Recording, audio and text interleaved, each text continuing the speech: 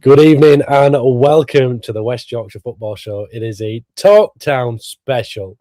And Steve's headline this week is Terriers produce poor or draw away at Port Vale. So thank you for that tongue twister, Steve. I hope you're very well, my friend. Yeah, not bad, mate. Not bad. Just come back from a lovely Mother's Day meal. And that's why we're a little bit late. So we apologise to our fantastic audience who I'm sure were waiting the 11 minutes for us to get on air. But no fridge stories this week, Kane, unfortunately. So Yeah. You know, it's so disappointing, isn't it, Oliver? You know, I've got myself who was on time. Steve was late. You were late. We're waiting for Carl. You know, Carl's not even here. But Still the waiting. show must go on. The show must go on, Oliver. Yeah, absolutely. Well, happy Mother's Day to all the mothers out there. We're back, and like I say, a few minutes late, but I'm sure we'll make up with it with some extra time at the end of this, because usually we go over the an hour mark anyway, don't we? So Kane's got to get to bed. Got to get to bed, Oliver. Oh, yeah. Oh, no. 9 o'clock's my bedtime. Righty ho. Tell you what, we've had comments in from 4 o'clock today. And I think that just kind of tells you, well, the mood. The mood, doesn't it? It tells you about the mood. We need the comments, to be honest, because the match is going to be a very quick review, isn't it? We were crap. Well, thanks everybody. You've been a right laugh. No. We need the comments to buffer out the crapness. That's what we need. You've gone through the game, Steve. What else do you want to talk about? You said we were crap. There we go. Right. Okay. We will go through some comments when Steve lets me. Huddersfield Town away at Port Vale, 0-0 draw. It was a poor one. It was a really poor one. Let's go through some of these comments. That will also give Cal a bit more of a chance to get himself into the podcast this evening. CW. Liam Manning said in his interview that we would be playing front foot attacking football. What has happened? Just like one manager has ascended into dross up the town. When we defend with 11 players in our box and no release of an attack, an out ball, what can you possibly say to defend his lack of tactics up the town? Well, CW, thank you very much for getting in touch. That was like 4 hours ago, so I hope you are watching now as well. Phil says, good evening, gents. Good evening to you as well, and good evening to Paul. Phil went yesterday, went to the game. Again, a great away attendance, 1,334, and we're in great voice. Unfortunately, we didn't get the same enthusiasm from the players. He said, I just feel like we've lost the identity as a club. Matthew HDFC says it's rotten to the core. It's going to take some time to get our identity back. Maybe another total reset. Terrier 930. Can't believe I went to watch that again yesterday. Was toxic at full time in the away end. Dread to think how many Lincoln will score on Tuesday night. I want to come on to that, Terrier 930, after we spoke about the game. So, Oliver, Steve, just bear that in mind for now, please, that we are going to touch on the scenes at the end of the game. It was just total dross again yesterday. No attacking a 10. Best play again was Murray Wallace. They were poor. They brought us down to their level. Ryan Hardy looked lost. The most galling aspect of yesterday was Port Vale squad was a right mismatch according to their gaffer, and we couldn't score against them. Have you not come to the remortgage payments yet this week? No, I've had to revert Terry at 9:30. Steve's not paying me enough. It's all gone in his fridge with his fancy TV on front of it. Well, that's just a live game, unfortunately. Morning, boys. Downs on top form already, says Jed. Morning to you, Jed. Town just can't win away. I don't know where our next points are coming from at all. Christopher Bell, evening, lads. Good point for you, lads, at Port Vale there. Roll on Tuesday. Chris is a Lincoln fan. I'm sure he'll have plenty to say this episode and potentially next episode on Sunday. And Chris, if Huddersfield Town win, you are invited on. If Huddersfield Town lose, we don't want to hear from you. Good to see no beds are in the chat. Good to see. Luke Foley, pitch was crap yesterday, but no excuse for the performance. No cohesion, no fight, no passion, no ideas. Post-match interview, Manning said we lack quality, not effort. Thoughts on that one? Well, we'll come on to that one, Jed. I'm glad Oliver's back there tonight. Give some positivity to all the Town fans back because we need it. Okay. Well, lots and lots of comments so far, so thank you very much for them. A lot to digest. I think some really good comments in there. But Steve, let me start with you. The game as a whole, Town. This is how they'll line up. Obviously, there was an injury to Radinho Balca recently, so we had to have the change. So according to what it says on Flash Score, Town lined up in a 3-4-2-1 with Rowan, Wallace, Feeney as a back three. Nichols was in goal. Sorensen and Mum are the two wing backs. Humphries, Kasumi in the middle. Ashley and Harness just playing off Ryan Hardy. Is that how you saw it, Steve? Pretty much. In spells, I think at times we did try and change to a back four, which he's done. We've seen in other games, but yeah, I mean, it was very evident that, as I'm sure we'll talk about going through the half, but it was very evident that Ryan Hardy was very isolated up front, which he shouldn't have been in a three up there. But yeah, but overall, Steve, sorry, Steve, it wasn't the three up there, though, was it? It was on his own. And the two, Harness and Ashley, were behind him, so he was on his own. Yeah. But in a sense, what I mean is that he was. It was so evident yesterday that he was so isolated, like he got no support whatsoever. I mean, don't get me wrong, he didn't play well, but he didn't get really any support either. But I thought the lineup was fine. But we haven't really got any choice, have we? Really? I mean. Does Mumba deserve to play instead of Miller? I mean, I would have selected Miller.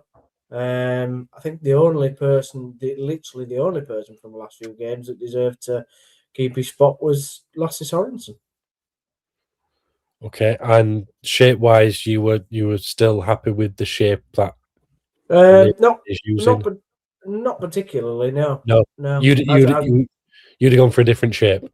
Well, yeah, as we spoke about in previous weeks, yeah, I don't think that this shape and formation fits us at all, especially going to bottom of the league that scored only 26 goals all season. Okay, thank you, Steve. Oliver, obviously you've been missing a little bit recently. Bulls champ of the Falkland Islands, I believe now. So we've actually got a winner on the podcast. We have got a winner. We're all winners. We're all winners. We're all winners. Yeah, we're all winners. We're all winners. We're all here on a Sunday night talking about Huddersfield Town. I know who's winning. Oliver, Mr. Champion. Shape-wise, we've been speaking a little bit about this over the last couple of weeks. I know you've been tuning in later on in the podcast during your weeks. How have you seen it? Obviously, you've seen the change against Barnsley in the second half where Town go and win, and then he reverts back to his formation of the three at the back, the 4-2-1, very, very narrow, very isolated forward man. Going up against the bottom of the league in Port Vale, were you surprised to see him not change his style? Yeah, absolutely. I mean, it is Port Vale, but they've just come back from a cup run or whatever against Sunderland. That's probably where there was someone commenting about it's tough to beat. Sunderland didn't do too well over at Port Vale, but again, it is bottom of the league. You expect to sort of get a win. We beat them. Was it 5 or 6-0? I can't remember at the Yaku Stadium. But this is a horrendous away form at the moment. We haven't won in. What is it? 6 out of 7 we haven't won. So we've only won 1 out of 7. That's it. That's probably the better stat, isn't it? We've only won 1 out of 7 away from home, which is it's terrible if we're wanting to get into the playoffs itself. But you mentioned about the formation, and Steve and I had a big debate, and Cal as well, about the formation, and I was the only one that wanted to stick with it. But I think I might be a little bit wrong at the moment. It doesn't seem to be working. However, I've got to do the positive. Thank you for Dale for that comment there. We didn't concede. So that's one little positive. I know it's against bottom of the league and fine. Yeah, I know we should be walking them over the park, really. But yeah, at the end of the day, we didn't concede. And yeah, maybe it's time to change. Oliver, in terms of we talk about we should be walking them off the park, whatever. Let's not forget. Okay, the pitch is poor. The pitch was poor, but they are professional athletes. The professional football don't matter. But also, yes, they've beat Sunderland recently, which will have taken a lot out of them. They played on Wednesday night to Bradford and got beat. Surely, Town should be looking at the game going, they're going to be out on their feet in that first half if we go at them. Well, exactly. Maybe that's what Huddersfield were thinking. But again, Port Vale have to fight for every point, don't they? Every point has, because they're fighting for survival at the moment in League One. And, I totally get that. Maybe Huddersfield underestimated them. Maybe Lincoln, when we play Lincoln next week, maybe Lincoln underestimate us, hopefully.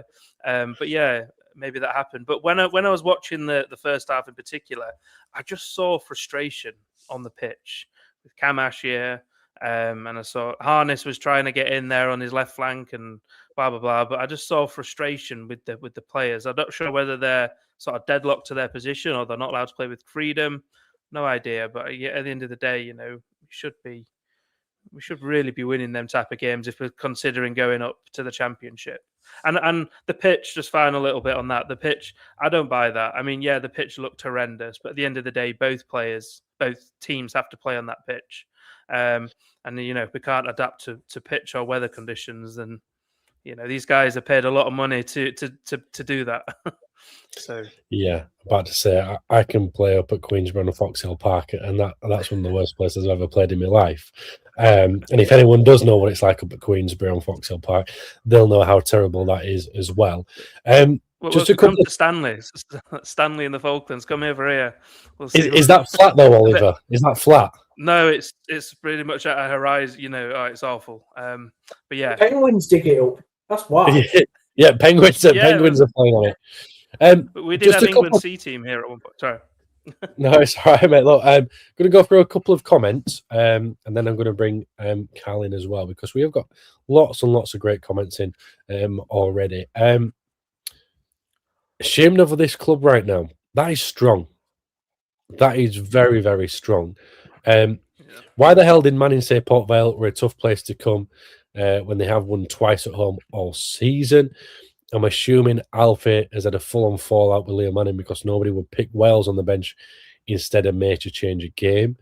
By all accounts, Dale, May is in contention for Tuesday night. What that means, we don't know. We will find out. He was chasing shadows all game, Hardy. Looked absolute lost and was poor yesterday. Also, where is May? Not looking good. John, I think John makes a great comment, and again, this is something we want to come towards after we've spoken about the game. Evening, lads. I'm beginning to think these boring performances are now the players' way of getting their own back at the whining fan base. Very interesting. That pitch didn't stop Bradford having 30-odd shots on Wednesday night, says Luke. I would agree there. We are crying out for Bojan back. I hope he is close. Port Vale have only had 15 points at home, bottom of the league. Say no more. So, speaking of saying no more, we're going to give Steve and Oliver a bit of a rest because Cal is now joining us. Good evening, Cal. We are just coming up to about getting ready to move on to the second half, Cal. We've glanced over the fact that it was poor all in all. But in terms of the first half, Town did have a couple of chances. And I know, Steve, we've not really actually spoken about the game as such, Oliver, and we will do, but I'm going to come to Cal first. It seemed as if it was a very hard game to get any kind of momentum. And now you shouldn't blame referees, and I'm not trying to do that, but he was awful. He just stopped that game at any time anyone fell over, and neither team could get any momentum in that game. No, and that doesn't help, and the surface doesn't help, and we can point to probably a good number of things as to why the performance was not where it should be, that are outside of the players on the pitch, the tactics and everything else. But you can do that every week. You can find something every week that hasn't gone quite right or hasn't gone to plan. What baffles me is the inability to play through adversity. And it's not just a referee issue that we've seen that with. It be injuries or all sorts of issues on the pitch, suspensions, injuries. Going down to 10 is probably the only time that we've actually seen us play well in terms of adversity. But we don't sit, in some ways we are so unreactive to events that it then allows the game to pass us by. And I think that's what's happened here. We knew from the first half and very early on in the first half that we would get nothing off that referee. And yet we've almost kept trying to game the referee and trying to play the game instead of being adaptive and just going, right, okay, let's just calm down. Play the tackles when we need to play the tackles, but nothing too aggressive, because he's not going to let the game flow. Yeah. Steve, did you see it that way as well? Yeah, what did you make of the first half? The ref was horrific. I mean, he's not the worst referee I've ever seen, but he did stop the game quite a lot when he didn't need to. As Carl says, there was no fortitude by the players. There was no sense of, we are supposed to be the quality side here. There was no urgency. In fact, there was no thinking, do you know what?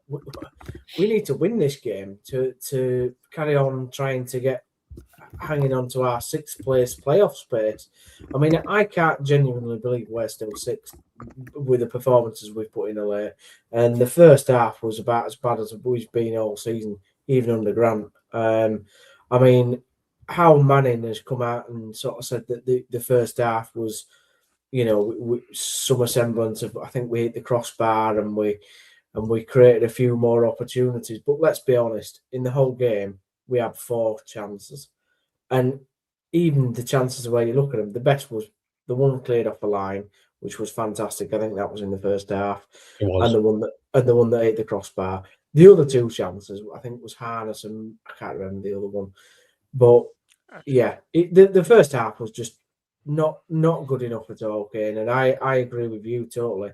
The pitch doesn't matter at all. The professional athletes, they paid a lot of money, like Oliver says. We're supposed to be the better side going there. It was a disgraceful first half, if I'm absolutely honest. Disgusting. I mean, the fact that 1,500 fans have travelled to watch that game is an amazing effort. To be honest, with what we've had to put up with so far this season, the first half was just disgusting. Oliver, all in all, you can touch moving into the second half for me. If a pitch is so poor, which it's been mentioned, which it was mentioned professionally as well, throughout the week by Bradford City fans, by Sunderland fans, Huddersfield Town, by everyone, surely you can adapt your ways. Yeah, absolutely. The professional football players at the end of the day. And at the end of the day, if it is too poor, then there are rules and regulations from the FA that would postpone or cancel the game. And the referee has to make a survey and look at the pitch and make sure it's fit to play. Aside from that, the home side may have the advantage in playing that before, but at the end of the day, these players are championship level or League One players, they should be able to adapt to this surface. Absolutely. So, but how would they adapt? I'm not talking about them being able to adapt. How would the team adapt to? What would change in terms of tactics? Well, I mean, obviously, I work on a microphone for a living, so I'm not on the actual field itself. But you would, if it seemed like the ball was bobbling along the thing, so you try the long ball or just try and adapt to that scenario. If passing isn't working, if if the pitch isn't helping that, then the forward runs, bring them forward. You know what I mean? You just try and change it up a bit. If it was too windy, then you try the short pass and keep it on the floor. You know what I mean? That kind of thing. But football players should be able to do that and realize and adapt during the game, Okay, Paul says, I can't believe we're still in the playoff places. Other teams did us a favour. We can't keep playing like that every week. Manning said, Steve, we lacked quality. We have 6 of the top 10 in our remaining 9 games. Given our record versus the top 10 this season, we'll be lucky to get 9 points from now to the end of the season, says Luke. Steve. Can I just come back on that? Yeah, Manning did say that we can. Yeah. Manning did say that we lack quality, but he also said that the players left it out all on the pitch. I mean, I don't know what they left out on the pitch, but what they left out was absolute nonsense. It was rubbish. I mean, if that's the best that they can deliver, then we're in serious trouble of finishing mid-table this season. And I thought Manning was better than that. We listen to Grant and we come out and make excuses and, talk about nonsensical things. And I thought Manning was going to be better than that. And that his comments after Port Vale particularly disappointed me. And I think he has to. That's where man management comes in. You need to get the best out of these players. All right, the pitch might not be great. The opposition that you're playing might be, the fact that they're sitting back but they didn't in the end. I mean, in the last 10 minutes, if we're being honest, they thought that they could win that. They were lumping balls into the box. Andre Gray, who came on, made an absolute nuisance of himself and had a couple of opportunities. One in which, if Nichols doesn't save it, I think it goes in. There were too many saves that Nichols had to save. To say that we were playing a side that only scored 26 goals this season, like somebody said, they've only got 15 points at home, was disgusting, And I thought the midfield was poor. I thought there was.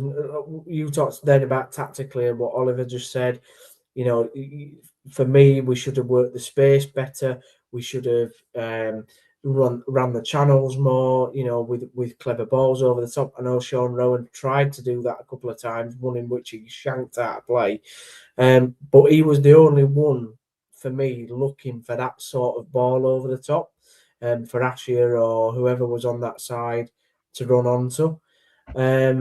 But then that's not helped when Ryan Hardy, doesn't hold the ball up or doesn't make a neat little run. Harness, huffed and puffed. He didn't really produce. And again, I'm really sorry, Ken. I know you'll probably disagree, but I thought Cameron Humphreys again was really, really poor.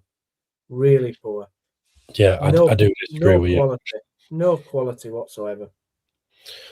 I actually thought he got himself stuck in, made some great tackles here and there. Cal played well in that game. No, I'm not saying that anyone played well. I'm just saying I don't think he was as bad as what Steve reckons is, but we all see games differently, Cal. So seeing games differently, I want to know what your thoughts on the second half were. Similar to the first, I think Stephen's got it spot on. That the word disgusting is one that springs to mind, and for Manning to say that they left it all out on the pitch and that they got nothing left to give, that we took the game to them, it's factually untrue. It is factually untrue. If you get into the detail, and I love a statistic, boys. I love a stat. I do. We were second in the possession for the first and second half. The only thing that we did better than Port Vale in throughout the entire game is that we got more corners. They beat us on every single other metric in the game. They had more passes. They had more accurate passes. They had more... I'll just have a look. That was a positive. Sorensen's corners. There we go. There's a positive for you. There's a positive. That's nice, isn't it? Ultimately fruitless, though, at the end. So I'll take that positive and I'll put it through my grinder. There we go.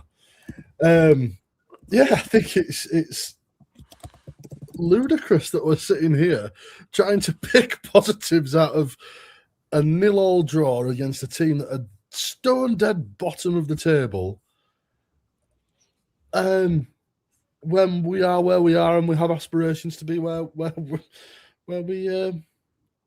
we should be. I think it was a disgusting performance, and what really highlighted the lack of, I don't know whether you'd call it a lack of awareness or are they a bit out of touch, is the post-match press conference, because I thought those comments were at best uninformed, and at worst directly inflammatory towards the fan base.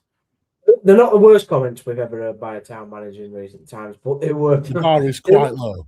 They were, it's quite low when you've had scaffolder in charge, but they were pretty bad. I mean, I thought Manning were a bit better than that. I mean, he's tried to... You can't tell me that he didn't hear the away end chanting, "You're not fit to wear the shirt," and then he goes on a press conference and effectively says, well, no, they are fit to wear the shirt. They left everything out there. Yeah. I'll run to that thought for me, Cal, because I want to come on to that. Oliver, just round up the game for me. If there are any other thoughts from yourself? I mean, strong word disgusting, but I would say disappointing.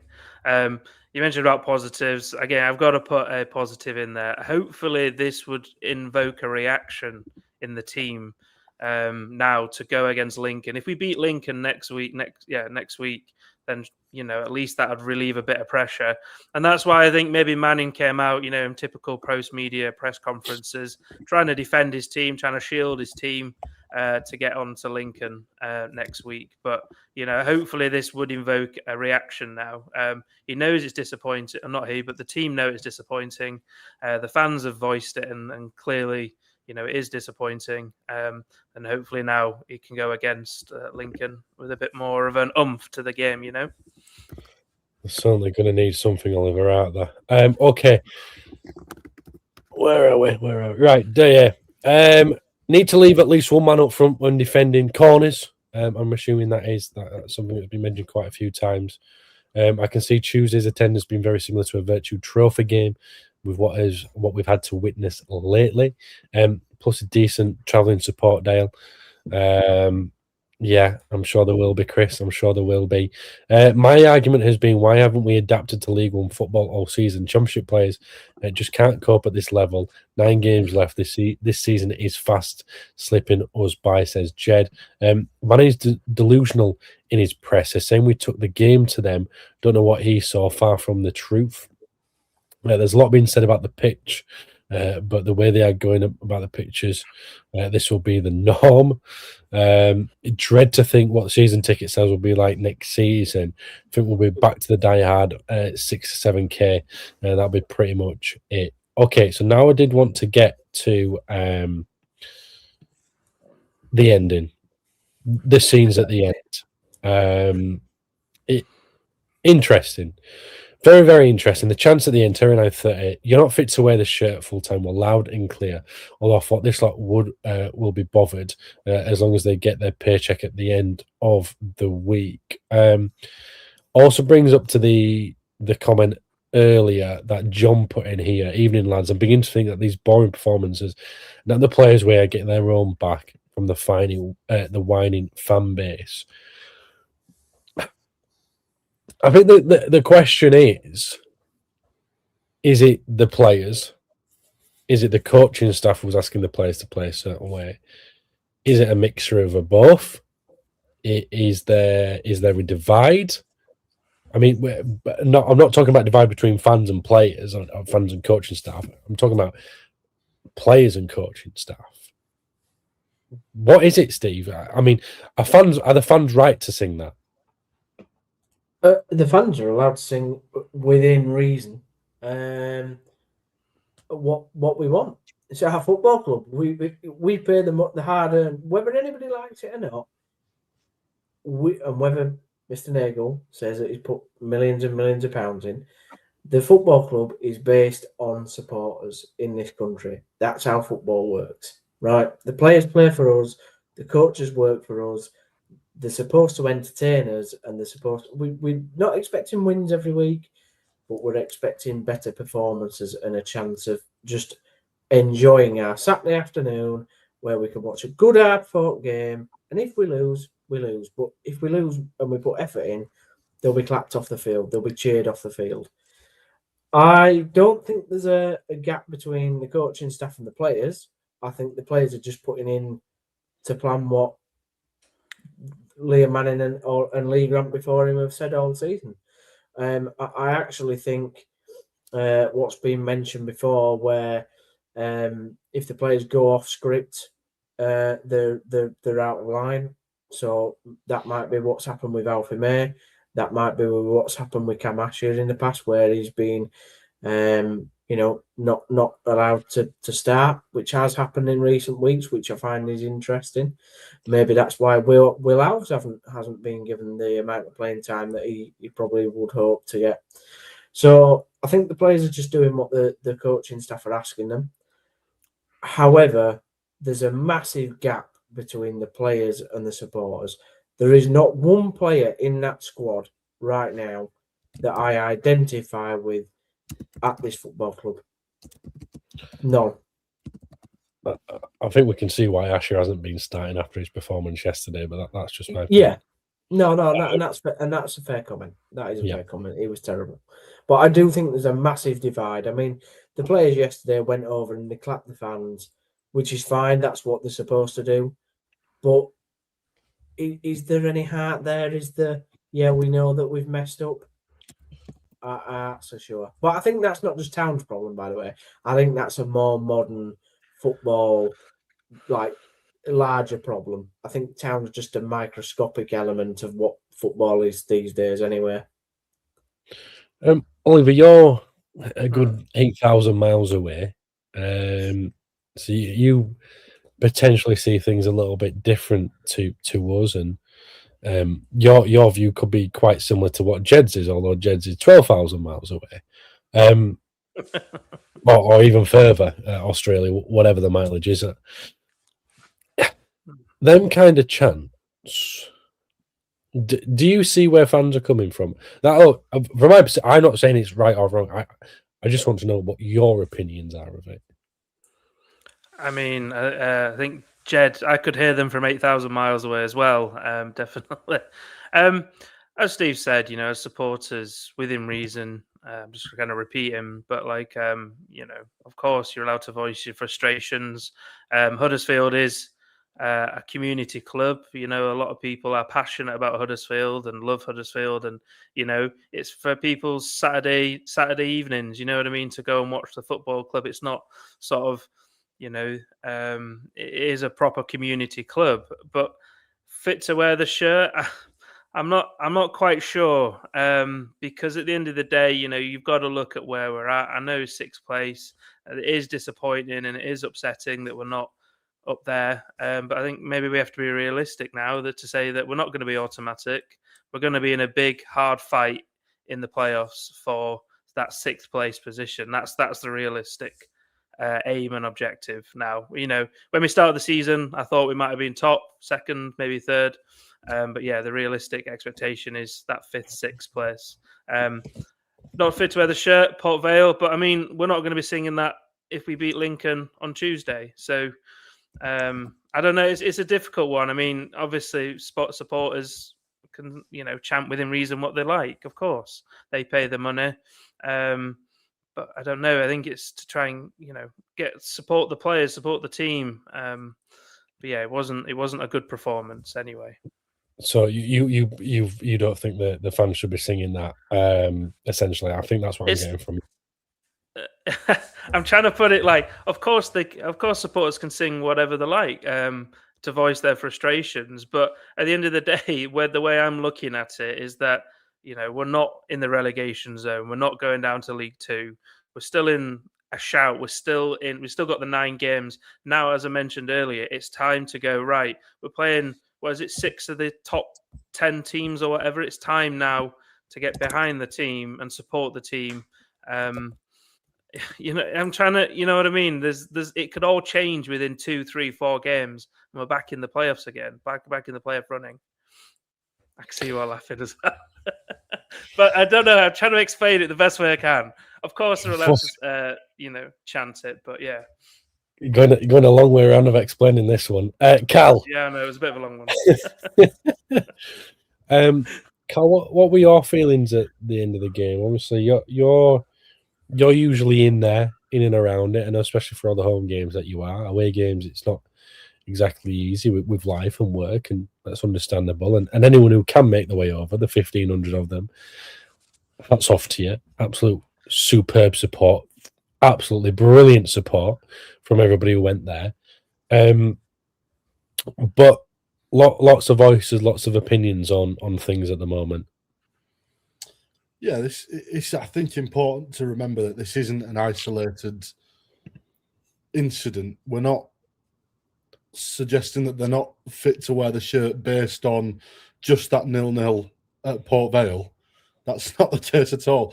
The basis that they're not fit to wear the shirt is that they are consistently not and have consistently not shown the values, qualities, and sort of grit needed not only to perform well at this level, but to perform well enough to dictate the wages, the transfer fees, and all the money that's been spent on them and getting them to where they need to be. So I don't think it's an isolated this one game against Port Vale. I think this may have been the one that sort of broke the camel's back, if you like, a bridge too far. But I think it's been building up under the odd win here and there, fine, and that papers over the cracks slightly. But then I think it's been sort of under the surface, bubbling away for a long while. And what makes a player not fit to wear a shirt? What is it that makes a player not fit to wear a shirt? I don't think there's many things that make a player not fit to wear a shirt, in fairness. And I'm sorry for answering that like a politician. Yeah, appreciate that. Yeah, thanks. I am getting round to an actual answer for you. I've just got to think about it first. Yeah, I'm going to start calling you Oliver. I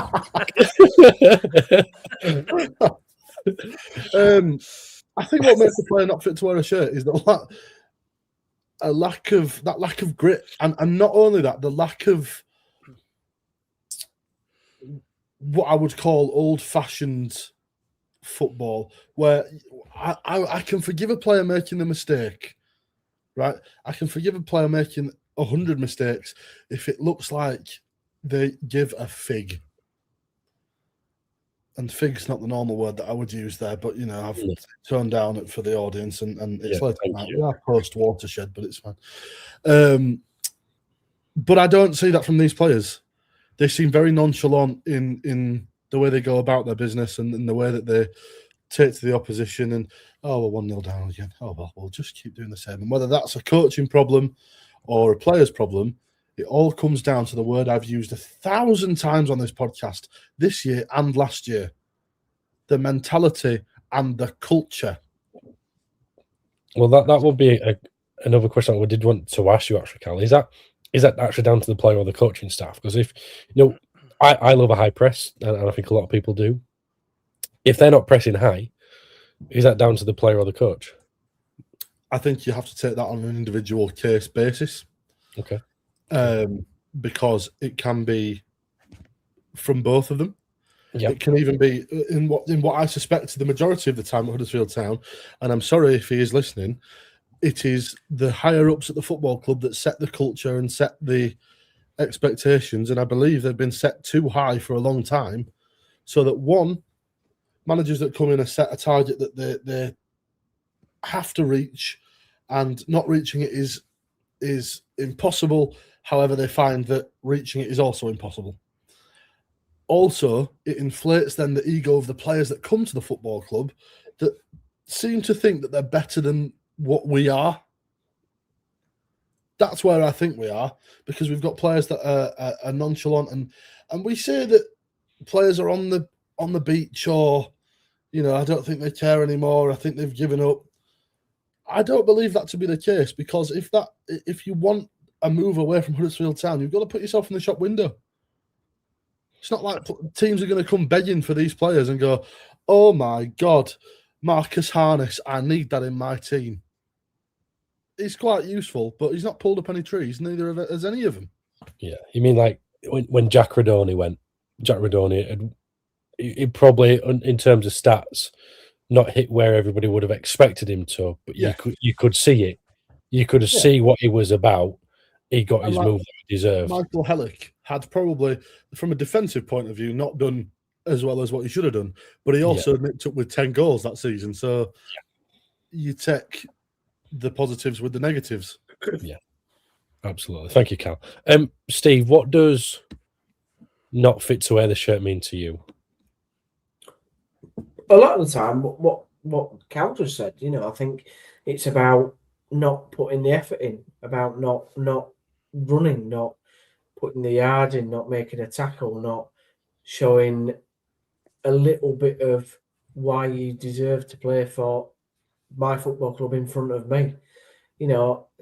I can sort of pass on real quality, because we haven't seen, even since I started supporting us in 2009, we've not seen like amazing quality. We've seen really good players play for this football club, but we've not seen players at the top end of the game, your Man Cities and all that, and we probably never will. So for me, it's about, we talked a lot about the culture last week, didn't we? And the underdog tone. Those players knew that were in that period. They knew that they weren't the best of the best. They weren't even the best in the Championship.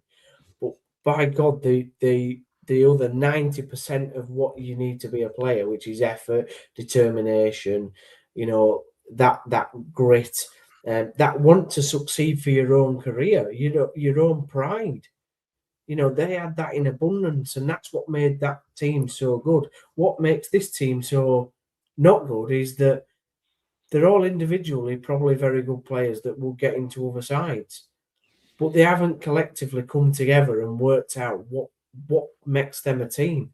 And because they haven't done that, they just show absolutely nothing. I mean, the last couple of weeks have been dreadful, absolutely dreadful. How we are still sixth in this league, God only knows, because whilst it's a tough league and there are lots of teams that are much of a muchness, if you have a bit of quality, such as what Cardiff have, such as what Lincoln has shown, to me, Lincoln are doing, and Chris will hate this, and the fact that he's not on the podcast is good because it means he can't argue against me, right?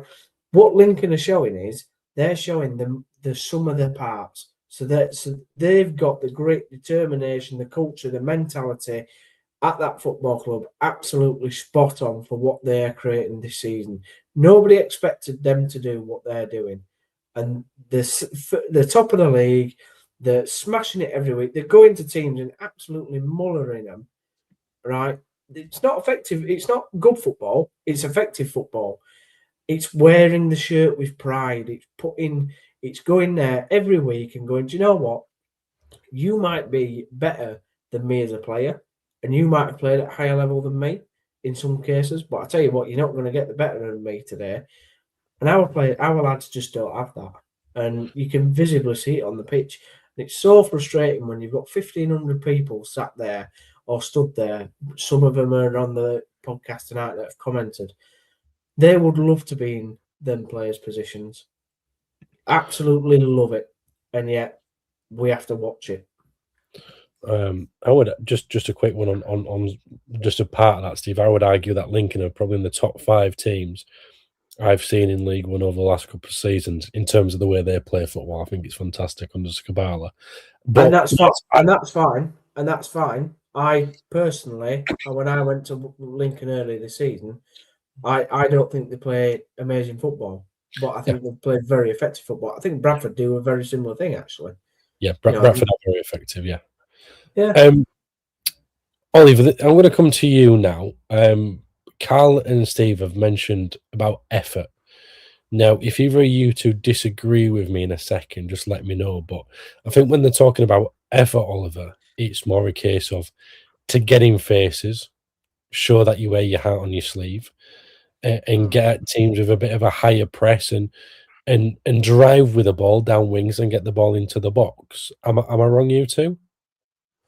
No? Okay. So if that's the effort that the lads want to see, and that's what shows that you're not fit to wear the shirt, if the instruction from the manager is to mid-block, which would be not press until the halfway line, show one way or another, and sit and defend set pieces, everyone back in the box, is that down to the players then? Or is that just the effort they've been asked to do? Yeah, exactly. If they're told by the coach to do that, then it's a coaching problem, isn't it? If that's what's showed on the pit.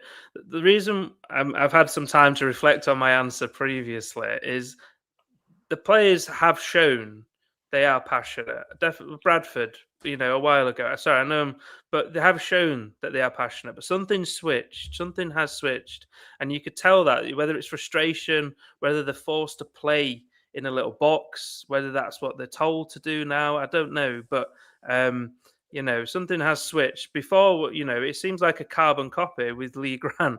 Lee Grant started off well, then he lost his form, and then he lost his role. Liam Manning started off really, really well. Now he's starting to have a bit of off form. Now it's up to him to change it and his coaching team. Falling out with Alfie May, Steve mentioned maybe it could have been because of he's not playing in his position, might be disruptive, for example. Made as an example out of who knows what's going on behind the scenes. But in terms of lack of effort, I mean, yeah, I could see that on the pitch, and I'm 8,000 miles away. Not the effort in particular, but I could definitely see sort of the frustration there. That because I'm watching it on obviously the TV cameras, and it shows Cam Ashia arguing with Harness about positional play. You know what I mean, and arguing with other players. So there's something that's not quite right. Whether it's the coaches are forcing them to play in the positions that they're not used to, I don't know. But yeah, I mean, the professional football players. They're there to as they've got some investments in, to be able to be a good player, to be able to move up to the next level. They're obviously fighting for their careers as well. You know what I mean? Cal? So would you lay the issue with Manning? Is this to me or to Oliver? No, to Oliver. You said after Bradford something switched. Yeah. Well, it was after Bradford that Liam Manning got time on the training field with the players. So are we suggesting maybe that he's the problem? No, I mean, as I mentioned, it seems like a carbon copy of what's going on. You know what I mean? Like Lee Grant, we can go back to the previous podcast where he was winning. We thought we were high flying, and then we lacked form. That's what's happening now. Liam Manning started 3 or 4 games winning on the trot. And then now we've got a bit of lack of form. So something's switched again. And it's like a carbon copy. We can go back to some of the old podcasts and I could take that out and chop it up and put it in here and it'd be exactly the same. Alfie May's fallen out, allegedly fallen out, with the team. So who knows? It seems like a carbon copy at the moment. Do you not feel, and I don't know whether this is just me being a pessimist and whatever. But I always sort of feel, the last couple of seasons especially, that this is my sort of base normal point of being generally quite angry and very disappointed. And then we'll get a win, and that'll cover over the cracks for a little bit. And then we'll get another poor result, and then you're back down there again. And it's happened again. So you're never... I agree. You're never riding high on the feeling of, oh, yes, we're absolutely superb, or we played really well there. You might have that for a day, and then something will happen, or somebody will get injured in training, or they'll lose in a disappointing manner, or draw 0-0 with the team bottom of the league, and you think, oh, we're back to this again. So I think that's where, and to round off this whole sort of segment, I think that's where the "you're not fit to wear the shirt" chants come from, because that's the point that you always arrive back at. After 2 or 3 weeks, you always arrive back at, this is not good enough, and hasn't been good enough for quite some time. But can I jump in? What I would say on top of that is, the scenes at the end, that's the only way for the fans to visibly voice their opinions. Because whereas before, and we've talked about this many, many times, there were other avenues for the supporters able to voice their frustrations that weren't just over Twitter and social media, right? That's not available at this current time. So the only other way to do it is at games. And obviously the players are the ones that are getting the brunt of it because they haven't performed, and they have shown a lack of foresight and effort and quality and all them things that we've just spoke about, that what we believe makes a player fit to wear the shirt. But I think the bigger picture for me is, we've now had 6 or 7 seasons in a row, bar one under Corberan and possibly one under Warnock, where we stayed up, where there was a glimmer, an absolute glimmer of hope that the football club would move forward in a correct manner, and it hasn't. And this season is going to be, if we'll end up finishing 9th or 8th or whatever in League One, or we'll finish in the playoffs and we'll utterly fail, because I don't think we'll get through the playoffs anyway. I don't even think we'll make the playoffs. I think we'll miss out. But it'll just be another season where you think, what a waste of a 12 months. What a waste of no culture, no mentality, no future planning, no real positives. All right, we sit here every week and we try and pull out positives from games. But the bigger picture is, there's no positives. And I think it's Cal's used the word before on the podcast many times. The word is apathy. You know, season tickets are going to continue to go up. So you're paying more. You're going to pay more for a product that is either worse or not getting any better. Things are rising over time in fans' lives, socially, community. And it's just, I think fans are getting to a stage where, you know, some fans are just, it's enough is enough. And there's no point in, you know, protesting or parading or whatever, because it's just the way the world's going. It's just another thing of the man that supports the club, the woman that supports the club, the working man, the working woman just gets crapped on. So you get crapped on at work, you get crapped on socially, and you get crapped on at the football. Fantastic, isn't it? Fantastic, right? That was very depressing, but yeah, geez. Yeah, you really cheered me up ready for the working week tomorrow. I'm sure Callum would agree with that very workman type description of what I've just said. I'm sure he would. Yeah, right. Unfortunately, I don't want to be sat here every week going, "Oh, this is disappointing." I am actually quite a happy person. Yeah, same. I don't know why I follow this football team, because it drags me down to a place I don't like being at. Oh, fantastic. Right, let's go through some comments. John said, Steve, it's not Manning's fault. I agree with him. We have a complete lack of quality, pace and creativity, particularly I can't even say the word, in midfield, and wingers capable of getting decent crosses into our attackers. Jed said he could hear the boos from 12,000 miles away. Remember, we beat this lot 5-0 just 2 months ago. Something is not right. I think Murray Wallace can hold his head up, says Mark. That's all we want, some effort, some attacking intent, not this dross we are getting served up week in, week out. They're just going through the motions. They don't look bothered at all. Mark says, I think we have a case where the players have been overcoached. The simplified instructions versus Bradford worked, and more coaching is getting lesser performances. Keep it simple, please. Oliver, always Mr. Positive. Jed said, what we were promised and what we are getting served up is coming home to haunt us. Nigel said a top 2 finish. Now it's looking more like top 10, I'm afraid. Remember how much we've spent. What about this one? Let's say one word, boys. Taylor from Jed. How much is Taylor decision coming back to bite us on the bum, says Paul. We are fast becoming the elephant's graveyard for strikers. Chanting is to let the players know what they are fundamentally lacking in effort and respect for the club, also abusing the privileged positions of being a pro when every fan would die for it.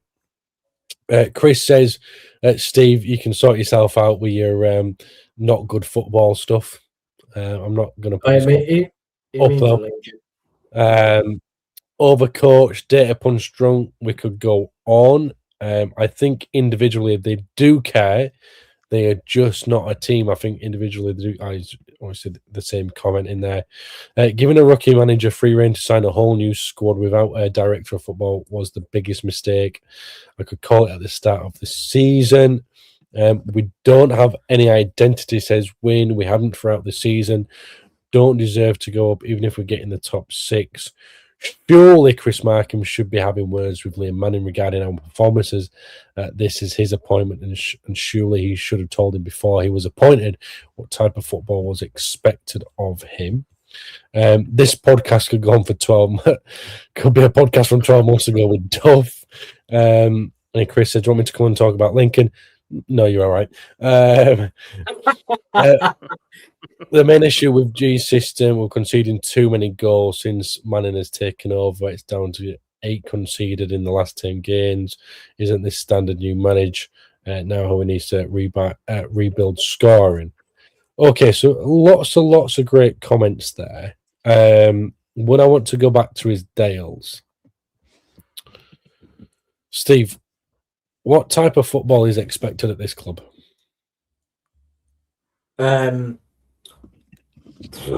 What type of football? Well, you're the fan, right? You're the fan.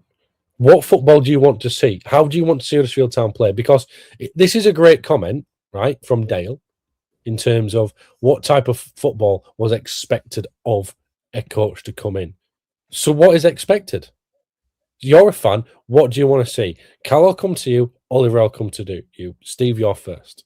Okay, so you wanted my opinion. That's fine, because my opinion is clearly different to what the club's opinion is.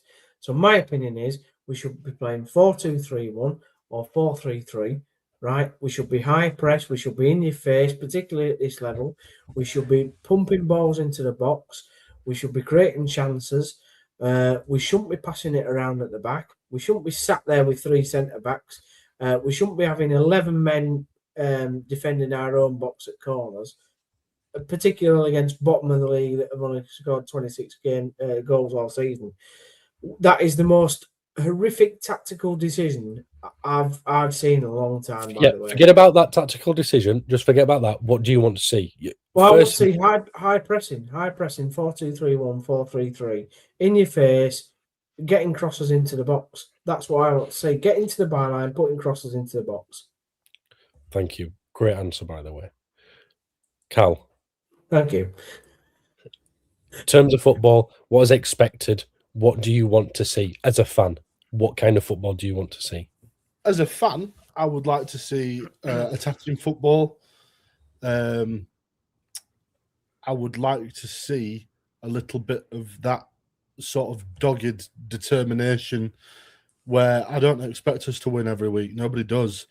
But if we're going to lose, I would like us to do the version of leaving it all out on the pitch that we all recognise, rather than the one that Liam Manning mentioned at Port Vale, because that isn't leaving it all out on the pitch. And if it is, we are in serious trouble. But it's not about my expectations.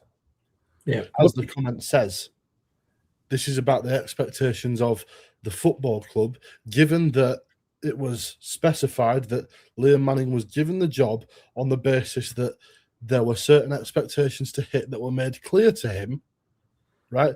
And I will come back to you once I've read it, but I'm looking through what Chris Markham said when we appointed Liam Manning to see if there's anywhere in it where he specifies the type of football that he wants him to play.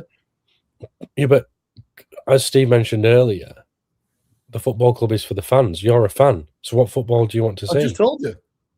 Attacking football with Yeah, I know, integrity and grit. but this is what you're That's saying. literally what I said. Yes, I know, but then you've gone, well, that's not what I want is But, different yeah, to what the club no. wants. Absolutely. The football club is run by the fans, but I don't do the accounts.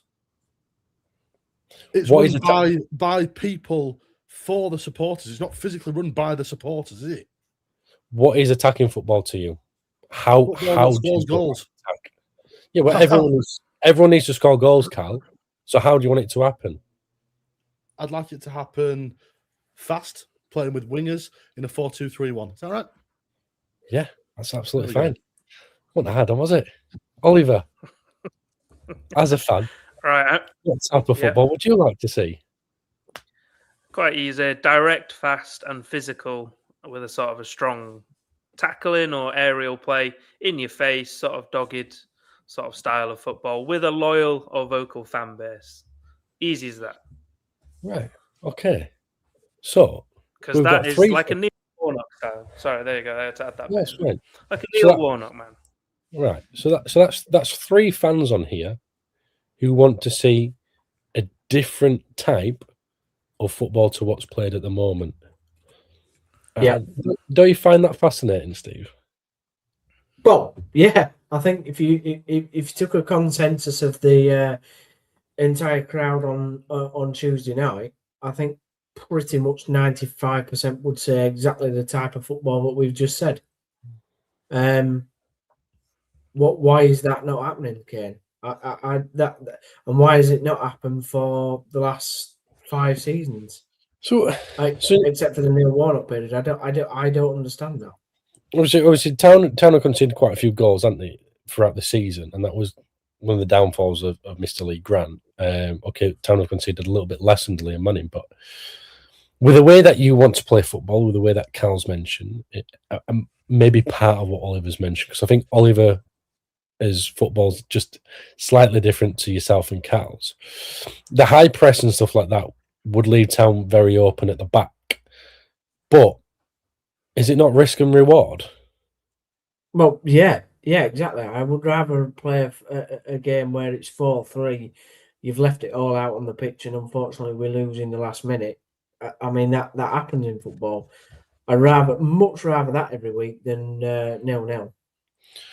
And Cal, you mentioned that you're not bothered if Town lose, if the performance is there in the way that you want to see it. So again, that risk and reward, if you've gone to risk to go and win a game, but you lose because it's gone over the top of you, they've scored, you've lost 1-0, but you've done everything you can and it's not happened, you can sleep at night. Yeah, I'm objective enough to be able to hold my hands up and go, you know what, fair enough. You know, we might not have deserved to win, but we didn't deserve to lose. That's the sort of outlook you want to have. Yeah. If you've lost, I mean, from the expectations piece again, just coming back to what I was saying, because that's what I was reading through. I wasn't being ignorant there. I apologise. Yeah. I was listening, but I was reading through. This is Liam Manning just after the Bradford game. This is him setting his stall out for Huddersfield Town. I want you to just see what he said and then see if you can identify this in what we've seen. Okay. There's a lot made around playing styles, and for me, if you probably look at the Bristol team I had, it was built on running, hard work, pressing, being honest, playing forward, running forward. That's what I want it to look like. The message from me to the group, we'll leave that there. Look, play forward, run forward, Be brave. Take responsibility. 0-0, Port Vale, bottom of the league. Woo! Where is it? So we are 10 games in now as well. Where is any of that? You'd have 2 games. Would you have expected to see that by now, Cal? You would, 100%.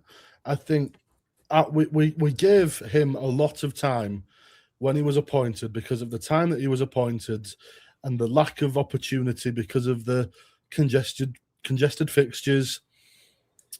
He was given a lot of time anyway and quite a lot of patience when performances weren't brilliant to go, well, he's not actually had that much time with the players and, you know, he needs to get some proper time on the training pitch, which was true.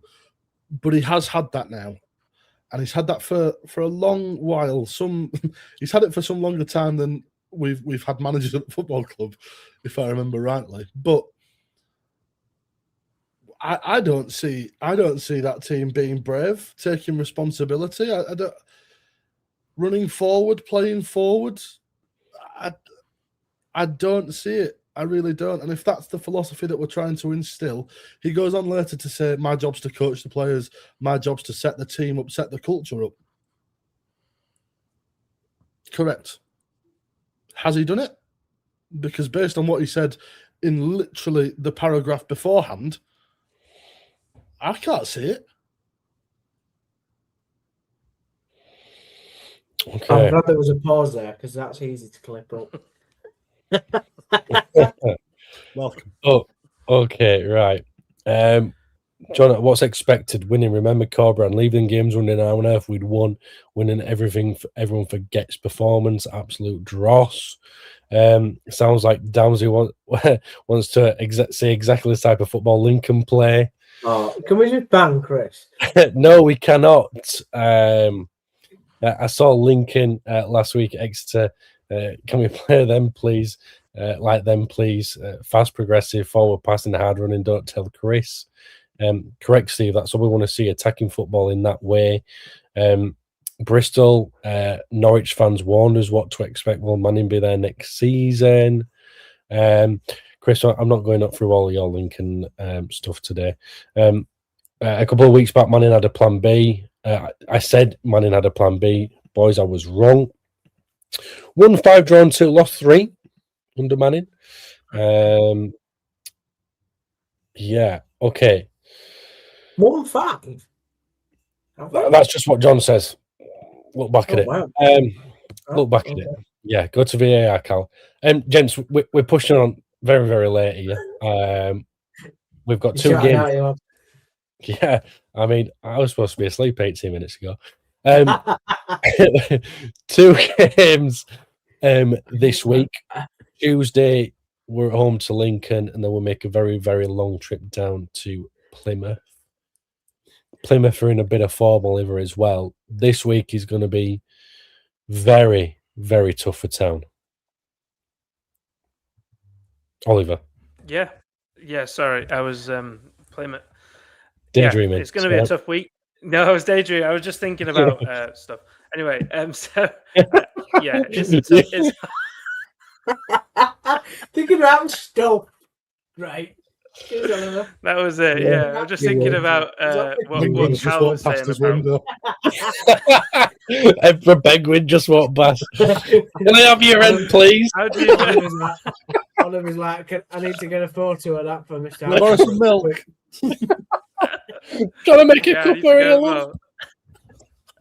The fish prize is here, and so anyway, yeah, the week ahead, yeah, it's going to be tough. It's going to be tough for us all, you know. But at the end of the day, like what I mentioned earlier, it's important now to realise that it wasn't good against Port Vale. We're in a bit of we're going to be in a dogfight. It's simple as that to get into them playoff positions. It's possible. We've seen it before with Bradford, etc.